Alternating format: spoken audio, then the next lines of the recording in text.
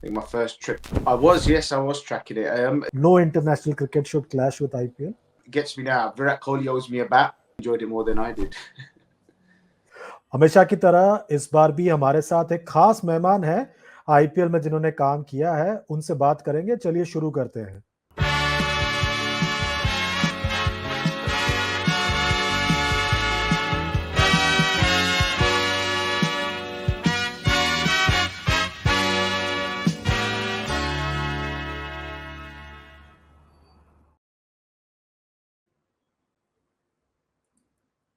जी हाँ, एक खास मेहमान आने वाले हैं, हमारे साथ जुड़ने वाले हैं बहुत जल्द।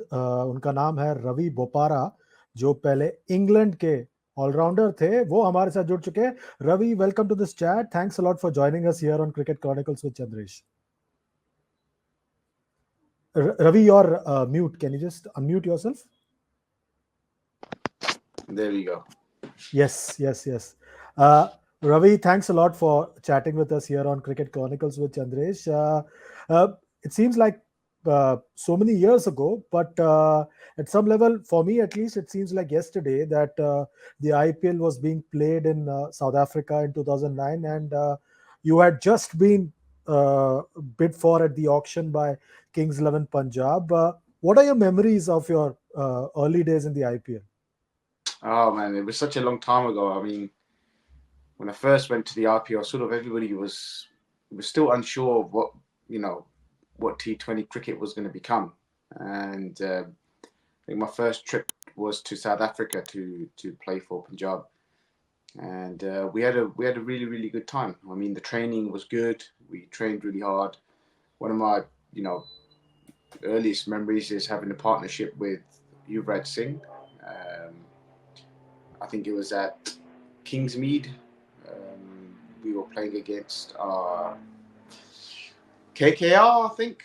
So that's one of my early memories. We had a good partnership there, finished off the game, and also I think just being around the team, it was great fun. 2008, when the IPL exploded, the English players didn't play the inaugural edition, and there was this famous story of Chris Gale sending a text message to Kevin Peterson and saying, "You guys missed out." Then next year, when all of you came in, what did you observe from the first year that you expected to see when you came into play in the second year? Um, well, a lot of the English players didn't come at that stage because there was a lot of Test cricket that was already in the calendar. So it was difficult to just give up that calendar at that stage. So I guess international cricket took priority then, um, and that was the difficult situation at that time. But what did I observe from the first year to the second year? I don't really know, to be honest. That's the most honest answer I can give you. I wasn't there in the first year, so it was difficult to say. It would be difficult to say what was the difference. For me, in my first year, my second year, the difference was playing in two different venues. One, my first year was in South Africa. The second year was in India, and I just found in India the difference was your batting improved a lot in India. Much better surfaces to bat on. The ball travels a long way. That was my first real experience of batting in India for longer periods, longer training periods, and all that sort of stuff. So it was really good. And when you were bid for at the auction, did you keep track of the auction? What was happening? Because I think you went for like 450,000 US dollars, and your base price was around $150,000. So three times your base price.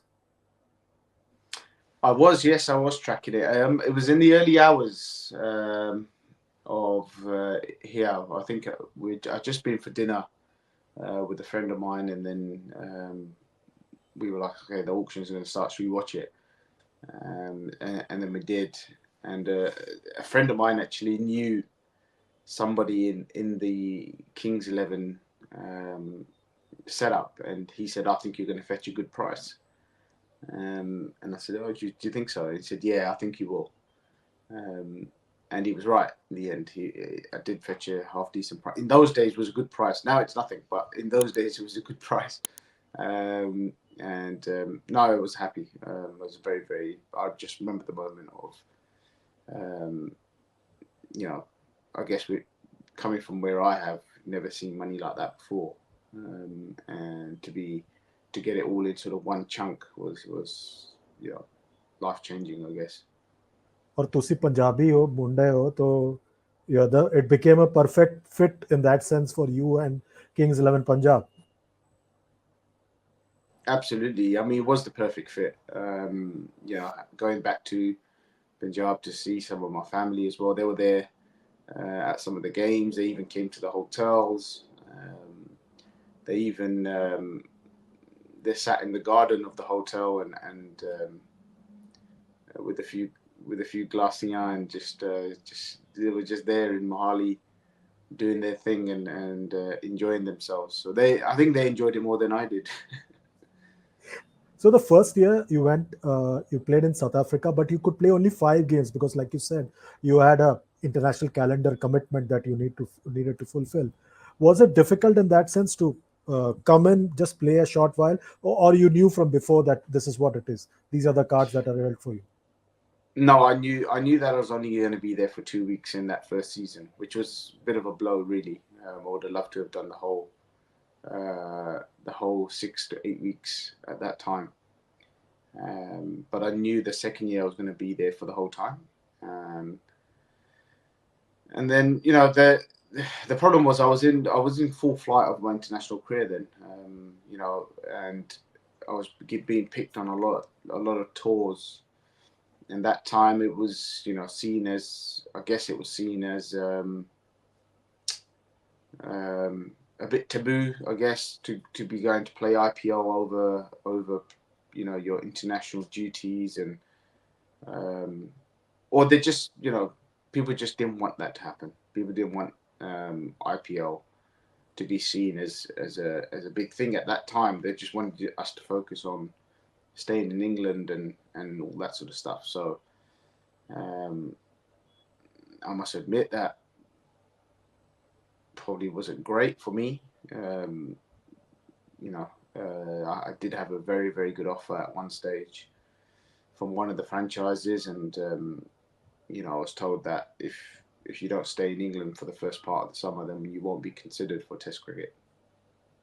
So I ended up turning down the contract in IPL and played early season in England, and I still didn't get picked in the test team. So bit of a waste for me, to be honest, after being offered such a good contract. But I guess that's just the way that happens when sometimes you get those sort of things that happen in English cricket. There's a lot of red tape, I guess.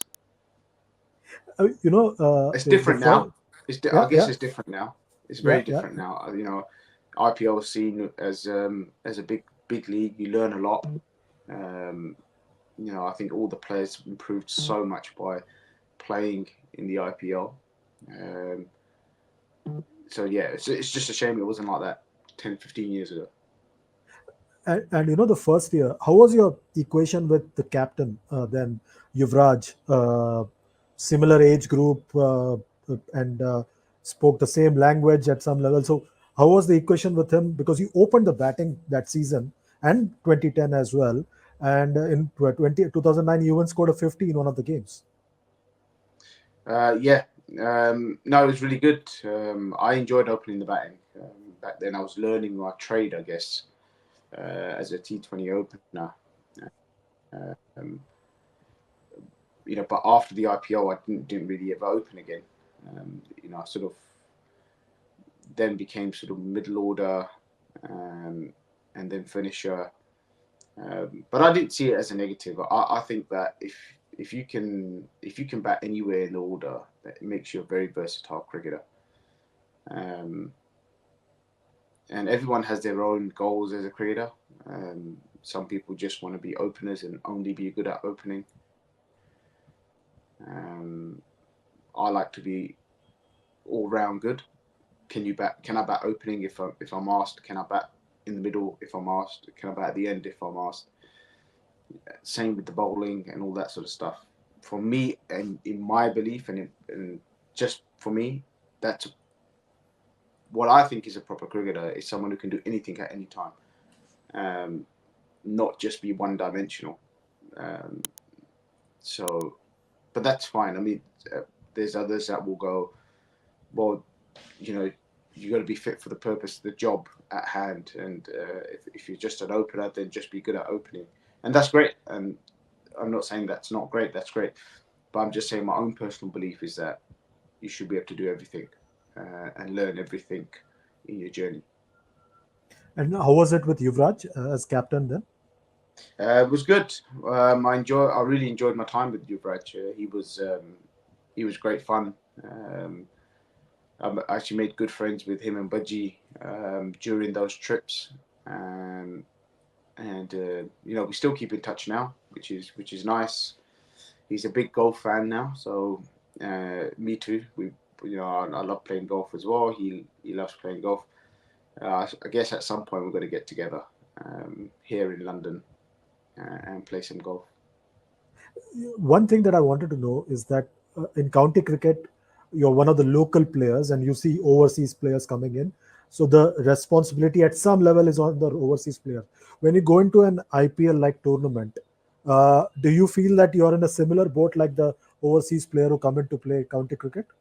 Absolutely. I think any franchise cricket that you go to as an overseas player, the responsibility is on you.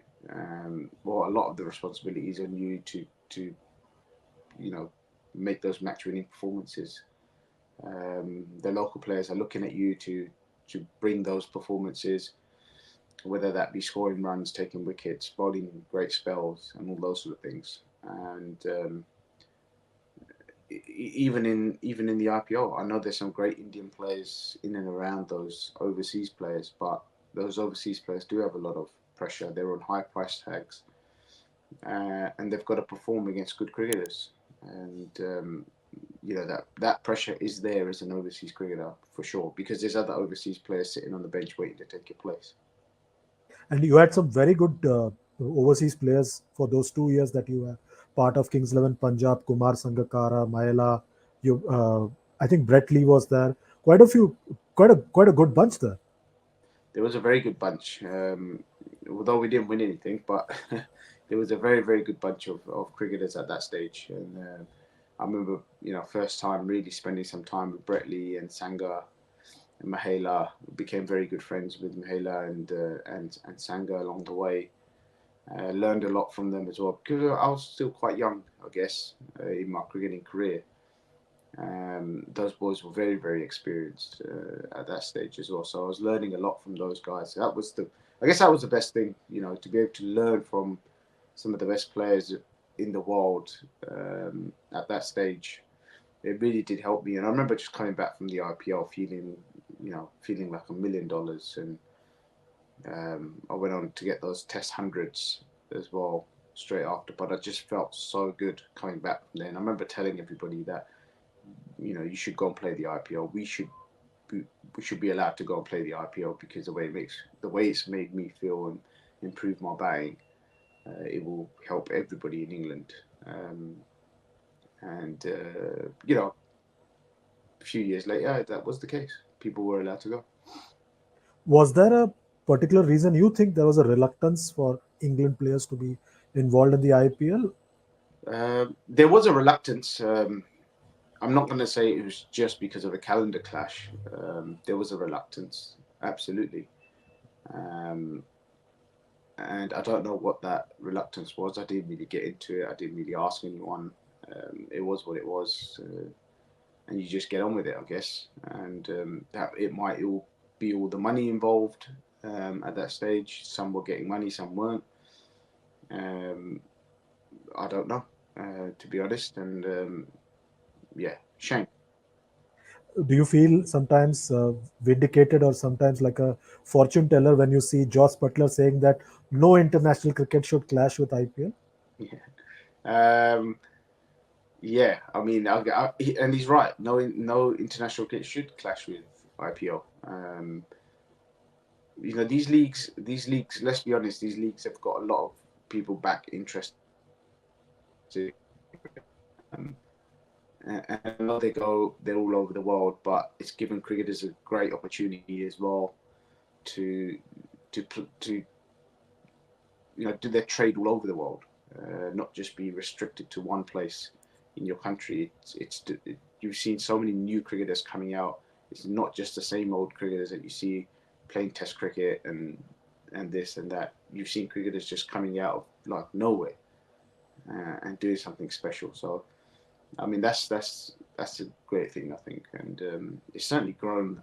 In my eyes, it's certainly grown the game where I am.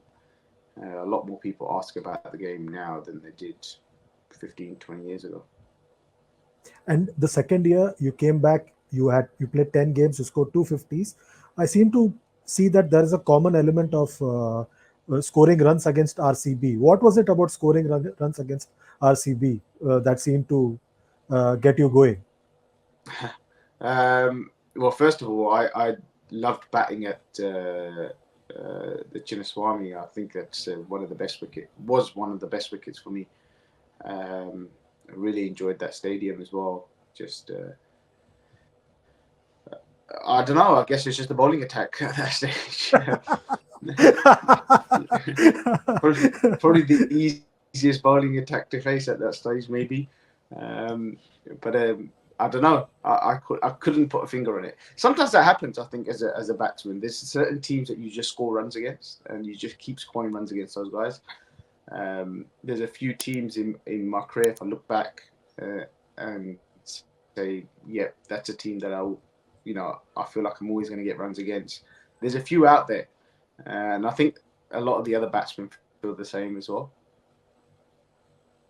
And you also quoted somewhere that Preity Zinta made parathas for you for breakfast. What was that all Yeah, about? she did. She did. She was really good about it. I mean, she realized that the breakfast wasn't great in the hotel, so she offered to cook some parathas for a couple of us, and we said, yeah, we'd definitely take that offer. And she was up in the morning the next day and cooking them, and well done to her. I think that was a great thing. It was a nice thing for everybody, and they were very nice as well. And so the first 2 years, did you make friendships for life from those 2 years of IPL? Yeah, definitely did. I mean, I've you know friends with the ones that we've already mentioned: Sanga, Mahela, Yuvi, and all these guys. Miller, I was there with Miller as well. These guys we still keep in contact now, um, and it has opened up the world of cricket. Um, I guess there's less sledging in the world now because everybody knows each other. They know all the secrets. Yeah. But after that 2010, there was a bit of a break. What do you put that break down to? Till 2015, we didn't see you in the IPL. That was international cricket. I was playing a lot of international cricket at that stage. There was some test matches, a lot of one days in that period as well. Um, so just now it's different because England don't play any cricket during the IPL now. They just don't have that calendar anymore. But in those days they did. We had series to play. Um, so yeah, we just couldn't make it. Sadly, just had to be on international duties. But it's different now. It's different. And It's a much better system now. and when you came back, Sunrisers Hyderabad, how was that experience? That one season that you played in Sunrisers Hyderabad? No, it was good. I mean, I came into Sunrisers in some great form. Um, I was playing really well as a batsman, bowling well. Um, Everything was pretty good, and I remember not starting.